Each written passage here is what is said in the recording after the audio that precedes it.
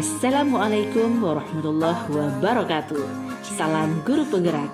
Saya Yusnani SPD, calon guru penggerak angkatan 9 dari SMA Negeri 2 Kota Baru. Hari ini saya akan memaparkan modul 1.1A8 terkait kesimpulan dan refleksi pemikiran Ki Hajar Dewantara. Saya akan merefleksi diri saya melalui 3 pertanyaan berikut. Yang pertama, apa yang Anda percaya tentang murid dan pembelajaran di kelas sebelum Anda mempelajari modul 1.1? Yang kedua, apa yang berubah dari pemikiran atau perilaku Anda setelah mempelajari modul ini? Dan yang ketiga, apa yang dapat segera Anda terapkan lebih baik agar kelas Anda mencerminkan pemikiran Ki Hajar Dewantara? Ki Hajar Dewantara berpendapat bahwa pendidikan dan pengajaran merupakan usaha persiapan dan persediaan untuk segala kepentingan hidup manusia, baik dalam hidup bermasyarakat maupun hidup berbudaya dalam arti yang seluas-luasnya. Oleh sebab itu, pendidik hanya dapat menuntun tumbuh atau hidupnya kekuatan kodrat yang ada pada anak didik, agar dapat memperbaiki lakunya hidup dan tumbuhnya kekuatan kodrat anak. Hal tersebut sejalan dengan tujuan pendidikan menurut Bapak Ki Hajar Dewantara, yaitu menuntun segala kodrat yang ada pada anak didik agar mereka dapat mencapai keselamatan dan kebahagiaan yang setinggi-tingginya, baik sebagai manusia maupun sebagai anggota masyarakat. Maka dari pemikiran Ki Hajar Dewantara tersebut dapat disimpulkan bahwa seorang pendidik menurut Ki Hajar Dewantara harusnya memiliki sifat menuntun dalam mendidik. Dalam proses menuntun, anak diberi kebebasan, namun pendidik memposisikan diri sebagai pamong dalam memberi tuntunan dan arahan agar anak didik tidak kehilangan arah dan membahayakan dirinya. Seorang pamong dapat memberikan tuntunan agar anak dapat menemukan kemerdekaannya di dalam belajar. Adapun beberapa hal yang perlu diperhatikan dalam hal menuntun menurut Ki Hajar Dewantara adalah: yang pertama, para pendidik harus tetap terbuka namun tetap waspada terhadap perubahan-perubahan yang terjadi. Maksudnya adalah pendidik harus selalu mempertimbangkan bahwa Indonesia memiliki potensi-potensi kultural yang dapat dijadikan sebagai sumber belajar. Menurut Ki Hajar Dewantara, kekuatan sosiokultural menjadi proses menebalkan kekuatan kodrat anak yang masih sama-sama. Anak bukanlah kertas kosong yang bisa digambarkan sesuai dengan keinginan seorang guru. Yang kedua, di dalam menuntun seorang pendidik juga harus senantiasa mempertimbangkan kodrat alam dan kodrat zaman. Pendidikan harus didasarkan pada kodrat alam, artinya pendidikan yang diberikan harus sesuai dengan potensi atau bakat yang anak miliki, serta ras atau suku, hingga karakteristik lingkungan budaya mereka tinggal. Kemudian, pendidikan harus memberikan peserta didik keterampilan sesuai zamannya sehingga nantinya mereka mampu bersaing secara global.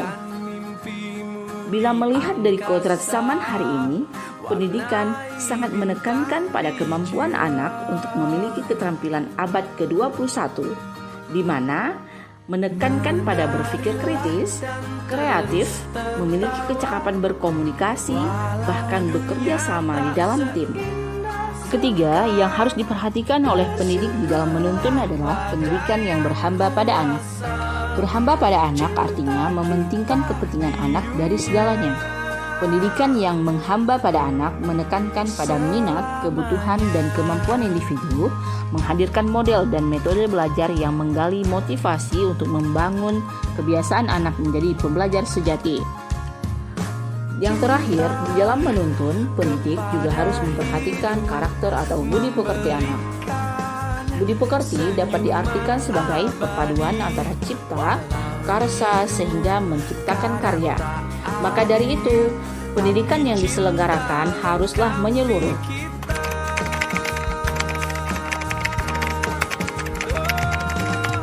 Pertama, pengajaran yang saya lakukan hanya untuk memenuhi pencapaian kompetensi dasar.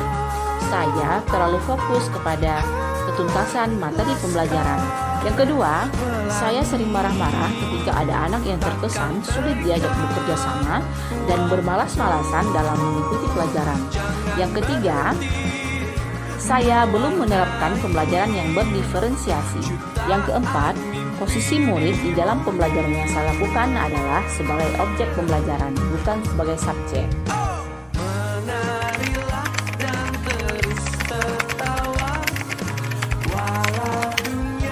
Setelah mempelajari modul 1.1, saya menyadari bahwa yang pertama, peserta didik adalah subjek di dalam pembelajaran. Peserta didik haruslah diberi kesempatan yang seluas-luasnya untuk mengemukakan ide, berkreativitas, dan berinteraksi dengan lingkungan demi memperoleh pengalaman-pengalaman belajar yang baru. Yang kedua, pembelajaran haruslah menyeluruh, tidak hanya mengutamakan aspek kognitif saja, namun juga memperhatikan aspek afektif dan psikomotorik. Yang ketiga, guru harusnya bertindak sebagai fasilitator di dalam pembelajaran. Dan yang keempat, di dalam mengajar, guru haruslah ikhlas dan sabar dengan segala ketulusan hati. Terakhir, guru harus memperhatikan karakteristik peserta didik, sehingga perlu untuk menerapkan pembelajaran yang berdiferensiasi. Bebaskan mimpimu di angkasa, warnai bintang di... Yang dapat saya terapkan lebih baik agar kelas saya mencerminkan pemikiran Ki Hajar Dewantara. Yang pertama, saya merancang dan menerapkan pembelajaran yang menyenangkan dan interaktif yang melibatkan peserta didik. Yang kedua, saya berusaha menerapkan sistem AMOG, di mana mendidik harusnya menuntun bukan menuntut. Yang ketiga, saya menerapkan pembelajaran yang sesuai dengan kodrat alam dan kodrat zaman. Yang keempat, saya berusaha menerapkan pembelajaran yang tidak hanya mementingkan nilai akademis saja, tetapi juga mementingkan karakter atau budi pekerti anak. Dan yang terakhir, selalu berusaha menjalin komunikasi yang baik dengan peserta didik, serta berusaha memberikan reward sebagai bentuk apresiasi terhadap mereka yang telah melakukan hal-hal positif atau berprestasi.